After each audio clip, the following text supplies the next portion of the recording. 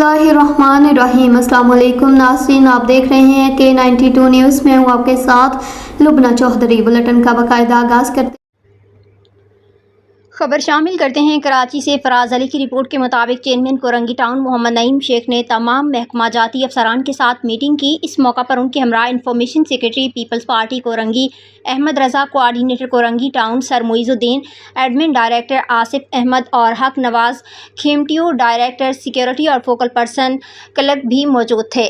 Chairman Korangi town Mohammad Naeem Sheikh ने गुफ्तगू करते हुए कहा कि किसी भी इदारे में मुलाजिमीन रीढ़ की हड्डी की मानिंद होते हैं। अपनी ड्यूटी और जिम्मेदारियों को अदा करने वाले मुलाजिमीन हमारे लिए काबिल सताइश हैं और कोई भी इदारा मुखलिस और मेहनती मुलाजिमीन की वजह से ही मजबूत और तवाना होता है।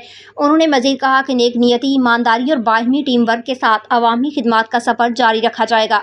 अवामी खिदमात के हवाले से इक़दामात को मज़ीद तेज़ और आवाम को सहूलियात की फराहमी के लिए तमाम तर दस्तयाब वसाइल और महकमाना काविशों को बरूए कार लाने की हिदायत करते हुए कहा कि महकमा जाती सरबराहान को हिदायत की कि वो महकमाना कारकर्दगी को बेहतर बनाएं, इलाकाई तरक्याती अमूर की अंजामदही और सफाई सुथराई और सरसब्ज़ माहौल के क़याम के हवाले से इक़दामात तेज़ करने की हिदायत जारी की।